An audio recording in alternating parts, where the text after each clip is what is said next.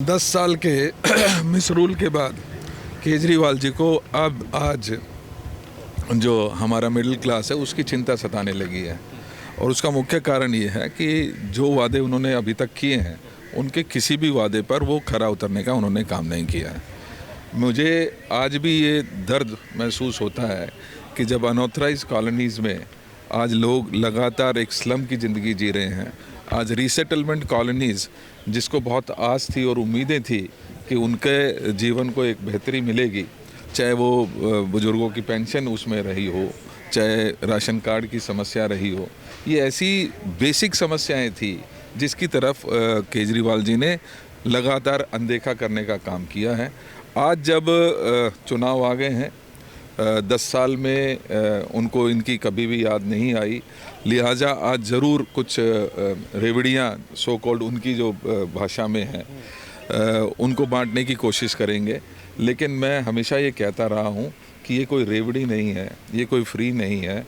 ये जो हमारी गरीब जनता है जिसके हार्ड एंड मनी में से जो टैक्सेस, चाहे वो जीएसटी के रूप में जाते हैं, चाहे अन्य जो टैक्सेस हाउस टैक्स हैं उनके रूप में जाते हैं, उसकी हार्ड एंड मनी को अगर हमारे जीवन को बेहतर करने के लिए वो कुछ सरकार की योजनाएं होती हैं तो वो उस जनता का हक है, ना कि वो रेवड़ियाँ हैं। पंजाब की मशीनरी का दुरुपयोग किया जा रहा है, आप लोगों की तरफ से भी आरोप है, बीजेपी भी ये आरोप लगा रही है।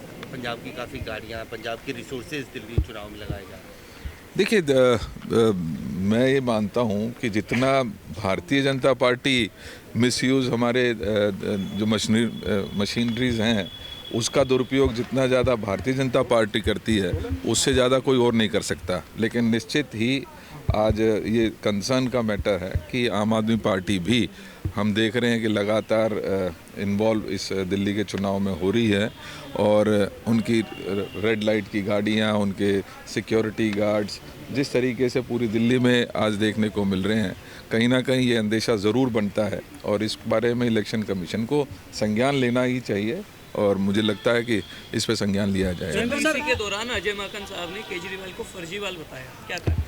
देखिए, ये तो सर्वविदित है। सिर्फ अजय जी ने उनका नामकरण कर दिया है, लेकिन सच्चाई यही है कि वो बिल्कुल फर्जी अपने आप को ना सिर्फ प्रस्तुत करते हैं, क्योंकि जो कहते हैं उसके बिल्कुल विपरीत उनका व्यवहार रहता है। और आज ये भी मैं याद दिलाना चाहता हूँ, ये वही व्यक्ति हैं जो ये कहते थे और बच्चों की कस्में खाते थे, मैं किसी के साथ समझौता नहीं करूँगा। इन्होंने बाकायदा एफिडेविट दिया कि मैं बड़ी गाड़ी नहीं लूँगा, मैं बंगला नहीं लूँगा। लेकिन आज 10 साल के बाद उनकी जो सच्चाई है वो लोगों के सामने है। आज चाहे वही लोग जिनके खिलाफ ये आरोप लगाते थे उनसे माफ़ी मांग रहे हैं, उनके साथ समझौते कर रहे हैं, उनके साथ मंच साझा कर रहे हैं और उसी प्रकार से अपने लिए शीश महल बनाते हैं।